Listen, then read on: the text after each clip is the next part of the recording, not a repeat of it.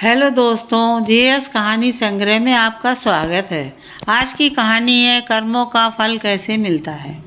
एक समय की बात है, एक प्रतापी राजा था। उसने अपने महल में ब्राह्मणों के भोजन का आयोजन किया और वह आयोजन उसने अपने बाग बगीचे वाले स्थान पर रखा था। इसलिए रसोइया भी उसी स्थान पर जाकर भोजन पका रहा था।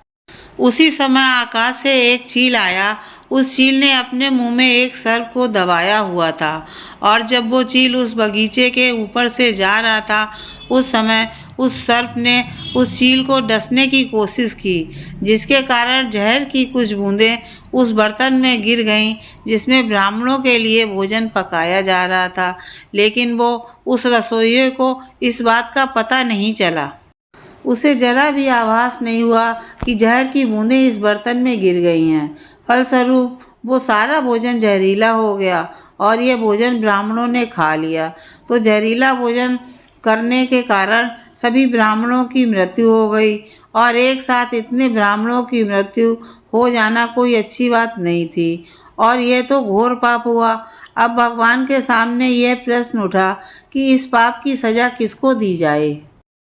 उस राजा को जिसने इस भोजन का आयोजन किया था, लेकिन उसे तो पता भी नहीं था कि भोजन में जहर है, या उस रसोइये को जिसने वो भोजन बनाया था, परंतु वो भी इस बात से अनभिज्ञ था कि यह भोजन जहरीला हो चुका है।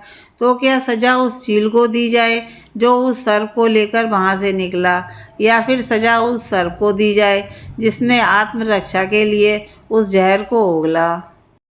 तो ये बड़े असमंजस की स्थिति बन गई कि आखिर इतने बड़े घोर पाप की सज़ा किसको दी जाए। तो इस कर्म की सज़ा के लिए काफ़ी दिन बीत गए। फिर एक दिन कुछ ब्राह्मण उस नगर में आए और उन्होंने एक महिला से राजमहल का पता पूछा।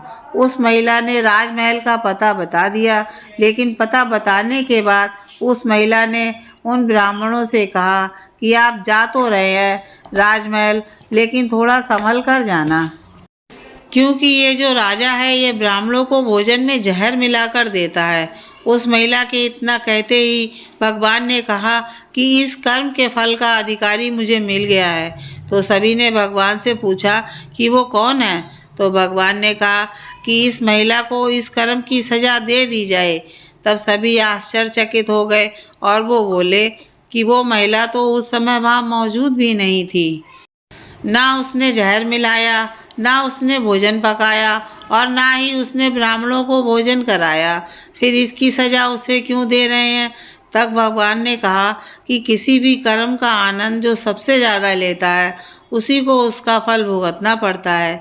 इस पूरे कर्म में ना रसोइये को आनंद की अनुभूति हुई, ना राजा को आनंद की अनुभूति हुई, ना सर्प को हुई और ना उस चील को हुई।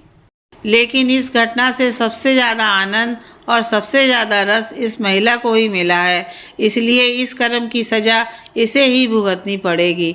हमारी किसी के प्रति भावनाएं हैं, वही हमारे कर्म हैं। हमारे विचार ही हमारे कर्म हैं। इसलिए किसी के भी बुरे कर्मों की आलोचना नहीं करनी चाहिए।